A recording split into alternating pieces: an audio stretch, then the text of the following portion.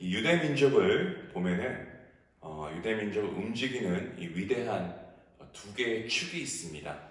그것은 바로 신앙의 열정과 그리고 교육의 열정입니다. 그것을 보면은 저는 우리 그 한민족에게도 참 큰 소망이 있다고 저는 생각을 합니다. 신앙과 교육의 열정에 관해서는 저희 한국 분들이, 우리 한국 민족들이 결코 이 유대 민족에 뒤처지지 않는다라고 저는 그렇게 생각을 하거든요. 여러분 어떻게 생각하십니까? 오늘 저희가 읽은 이 본문 말씀을 보면은 이 본문 말씀에서는 이 12개의 돌을 쌓아서 만든 이 기념비를 통한 교훈의 말씀이 기록되어 있는 말씀 구절입니다. 이것을 통해서 정말 유대인들의 또 한 번의 열정을 우리가 볼 수 있죠. 어떤 열정입니까? 신앙의 열정이죠. 그리고 아울러서 교육의 열정도 포함되어 있는 말씀입니다. 왜 그러냐? 이제부터 말씀을 한번 잘 들어보시길 바랍니다. 자, 오늘 이 말씀 12개의 돌을 쌓았다라고 하는 것이 과연 지금 우리에게 주는 이 교훈이 무엇일까? 어떠한 메시지일까? 우리가 함께 잠깐 살펴보길 원합니다. 먼저 왜 기념비를 세웠을까요?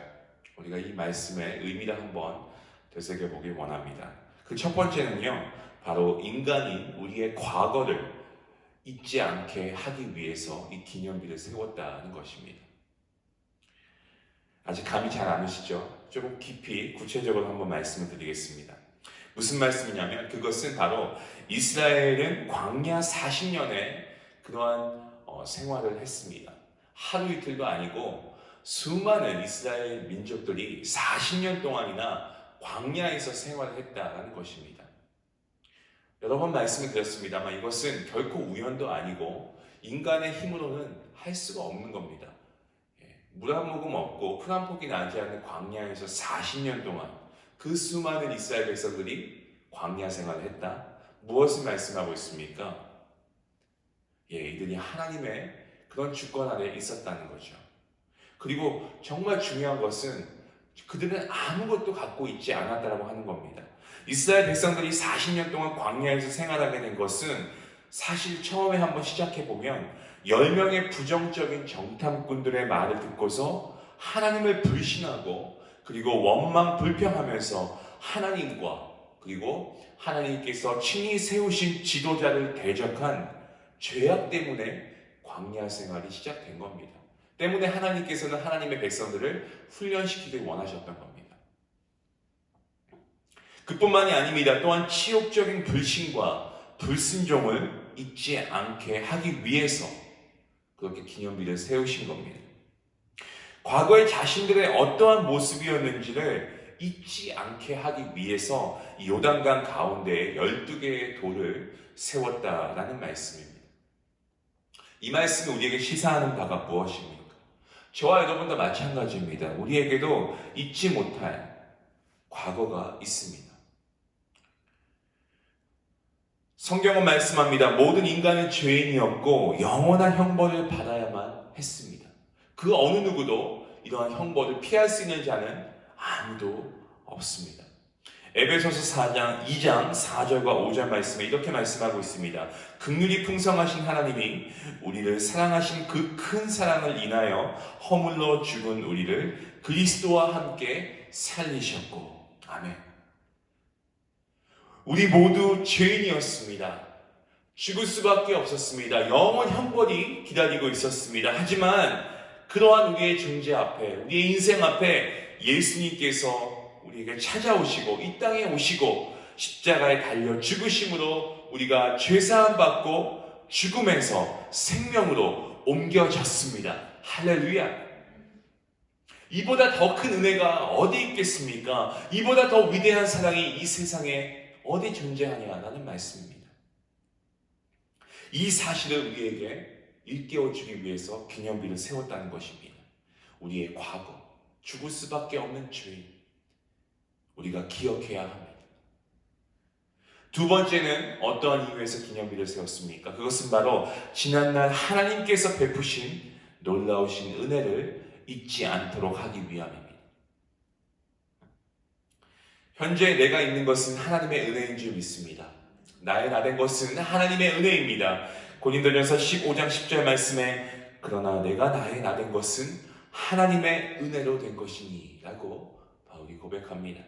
이스라엘이 정말 이 요단강을 마른 땅같이 건넌 것은 전적인 하나님의 은혜였습니다. 물론 지금은요 이 요단강이 그렇게 깊지가 않다고 합니다. 하지만 그 당시에는요 사람이 건너갈 수는 없는 그러한 강이었습니다. 그런데 이런 요단강을 마른 땅같이 건넌 것은요 하나님의 놀라우신 역사하심과 하나님의 이루신 그러한 일이 아니고서는 하나님의 은혜가 아니고서는 불가능한 것이었습니다.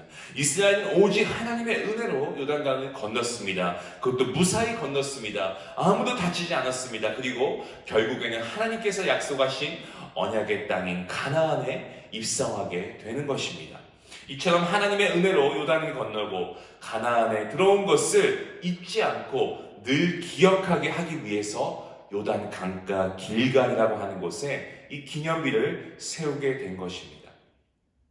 그것을 보고 하나님의 은혜를 잊지 말고 기억하고 감사하고 그리고 하나님의 영광을 위해 살아가는 하나님의 백성이 될 것을 말씀하고 있는 겁니다. 그러한 것을 기억하게 하는 겁니다. 우리가 예수님을 구주로 영접하고 우리가 믿음 생활하면서 지금 우리가 이렇게 주님 전에 나와서 예배하고 우리가 이럴 수 있는 것은요 하나님의 전적인 은혜인 것을 우리는 분명하게 믿어야 됩니다.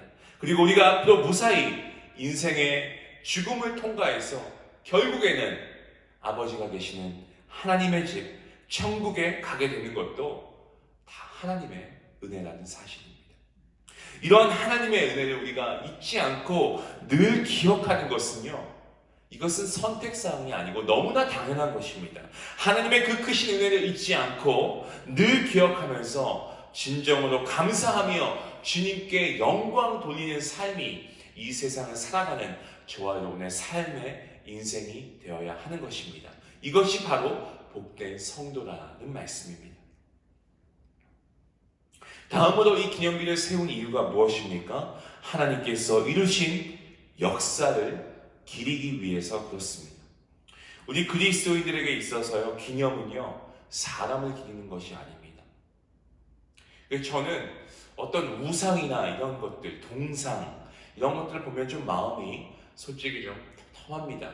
좀 안타까운 마음이 있습니다. 왜? 우리 인간들은요 어느 누구를 기리는 것은 솔직히 우리가 불가합니다. 그렇게 해서는 안 됩니다. 오직 하나님만 우리가 기억하고 하나님을 우리가 기리는 모습이 되어야 하는 거죠. 하나님께서 창조주이시고 우리는 그분의 피조물이기 때문에 그렇습니다. 그리고 오늘 말씀을 보면 하나님의 은혜를 우리가 기억하면서 이 하나님의 은혜로운 역사를 기리는 것도 저와 여러분의 몫입니다. 하나님께서 이스라엘과 함께 하시고 또한 여호수아와 함께 하심에 대하여서 기념하기 위함에도 불구하고 아직까지 보면 우리 인간들은 사람을 기리는 경우가 있습니다. 그 사람을 추대합니다. 추모합니다. 높입니다. 심지어는 하나님을 빙자하여서 사람을 내세우는 그런 경우도 있습니다. 이 모든 것은 성경에서 뭐라고 말씀합니까? 우상이라고 말씀하고 있습니다. 그리스도인은 오직 한 분, 하나님만 예배하며 그리스도인은 성령 하나님을 우리 마음에 모시고 그리스도인은 주 예수 그리스도를 나타내고 증거하며 높이며 자랑하는 것이 우리의 본분이다라는 것을 우리가 기억해야 합니다. 모든 영광을 하나님 한 분께 돌려야 하는 것이 마땅한 줄로 믿으시길 바랍니다. 또 우리가 이 기념비를 통해서 무엇을 알 수 있습니까? 그것은 바로 하나님의 은혜를 계속해서 새롭게 하기 위한 그러한 방편으로 이 기념비를 세운 것을 알게 됩니다. 사실 모든 사람들은 다 그런 것 같습니다. 여기 있는 저를 포함해서 좀 나쁜 일과 좋지 않은 것은 잘 기억하려는 습성이 있는 반면에 좋은 일은 잘 잊어버립니다. 반대로 얘기하기 동일한 거죠. 좋은 것은 그때 좋다가 쉽게 잊어버립니다. 하지만 좋지 않은 것은 계속 머릿속에 남아있는 경향이 있습니다. 말씀을 보면 하나님의 백성인 이스라엘 백성들도 별반 다르지 않습니다. 하나님은 늘 원망합니다. 하나님께서 주신 것보다 그들이 받지 않은 것에 대해서 더 하나님께 요구하고 따지고 불평합니다. 왜 그렇습니까? 그것은 하나님께서 베푸신 은혜를 잘 잊어버리기 때문에 그렇습니다. 하나님께서 함께 동행하심으로 놀라운 역사를 체험한 그러한 이스라엘 백성들이었습니다. 하나님의 기적을 맛보았습니다. 그럼에도 불구하고 그런 하나님의 은혜를 매 순간 빈번하게 잊어버리고 광야에서 끝없이 감사하고 기뻐하는 것이 아닌 원망과 불평을 일삼았던 민족이 또한 이스라엘 백성이었다라는 말씀입니다. 하나님께 받은 은혜를 세어보지 않았습니다. 때문에 받은 은혜를 날마다 새롭게 기억하면서 항상 기념하고 생각하기 위해서 12개의 돌을 취하여서 기념비로 돌을 세우게 하신 것입니다. 우리 인간들은 잘 까먹습니다. 잘 잊어버립니다. 망각하기를 잘합니다. 어떤 부분에 있어서는 이런 것이 유익이 됩니다. 하지만 그렇지 않은 면도 있다는 것을 우리가 인정해야 합니다. 때문에 우리가 이런 것을 잊지 않고 우리가 기억 속에 둔다고 하면 사실 이런 것들이 우리를 불행하게 만드는 것들이 많습니다. 좀 우리가 그런 것들에서 벗어나서 우리가 주님이 주시는 평안 가운데 좀 자유함을 누려야 되는데 그렇게 우리가 열심히 예배 생활하고 우리가 말씀을 읽고 기도하는데도 우리 안에 걱정은 떠나가지 않습니다. 결국 우리는 그러한 걱정과 근심 때문에 우리가 발목을 잡히고 그러한 굴레들 때문에 우리가 참 신앙인으로서 기쁨과 감사함을 누리고 살아가지 못하는 경우가 얼마나 많이 있습니까? 잊어야 될 것은 잊어야 됩니다. 특히 죄에 대해서는 우리가 회개하면 그 즉시 하나님께서 주님의 보혈로 우리를 정하게 하는 줄로 믿으시길 바랍니다. 어떤 분들을 보시면 아직도 죄의 굴레에서 빠져나오지 못하십니다. 회개기도 했음에도 내가 이 죄 때문에 어떡하죠? 난 이렇게 정말 죽을 수밖에 없는 죄인인데 어떡하죠? 괜찮습니다. 하나님의 은혜로 우리는 회개하면 우리가 죄사함 받기 때문에 그렇습니다. 하나님은 사랑의 하나님이시고 긍휼의 하나님이시고 하나님의 인자하심을 아침마다 새로운 줄로 믿으시길 바랍니다. 오늘 하루 지내시면서 힘들고 괴로운 시련이 앞에 닥쳐 있습니까? 그렇다면 우리가 어제 받았던 하나님의 놀라운 구원의 보호를 기억하시고 새로운 힘을 얻고 말씀을 통해 우리의 믿음을 더욱 견고히 해야 할 것입니다. 구원받은 하나님의 자녀가 가져야 할 모습은 두려움과 의심과 걱정이 아니요 확신이고 담대함입니다. 그것이 바로 구원받은 하나님의 백성들이 누릴 수 있는 모습인 줄로 믿으시길 바랍니다. 사람은 변합니다. 달라집니다. 변심도 하고 배신도 합니다. 그러한 이유들로 인해서 우리가 해야 할 것은 오늘 이 말씀을 통해서 우리가 해야 할 모습은 마음의 기념비를 가지고 매 순간 감사하고 항상 내가 있어야 할 자리, 예배의 자리에 우리가 서야 합니다. 하나님께서는 오늘도 우리와 동일하게 함께 하십니다. 우리가 하나님이 어디 있는지 찾지 못한다 하고 우리가 하나님이 어디 계십니까? 의심하고 하나님이 없다고 하는 것이지 하나님은 언제나 동일하게 오늘 여러분과 함께 동행하시는 하나님이십니다. 때문에 하나님의 은혜도 오늘 동일하게 이루어지고 행해지고 있는 것입니다. 항상 은혜 받은 자리에 있도록 해야 됩니다. 주님을 구주로 영접하고 구원받은 성도로서 처음 가졌던 순수한 마음, 초심, 처음 사랑을 잊지 않도록 우리가 계속 기도하며 말씀 보고 힘쓰고 애써야 합니다. 지금 내가 처한 형편과 사정에 따라서 물론 그런 환경이 쉽지 않습니다. 하지만 그럼에도 불구하고 우리의 믿음이 변절되지 않고 내가 어려운 상황 가운데 있다 하지라도 항상 그 자리에서 그 믿음, 그 마음, 그 자세, 그 사랑 그리고 그 은혜에 머물러 살아가는 믿음의 자세를 가질 수 있기를 바랍니다. 마지막으로 이 기념비가 우리에게 시사하는 바가 무엇입니까?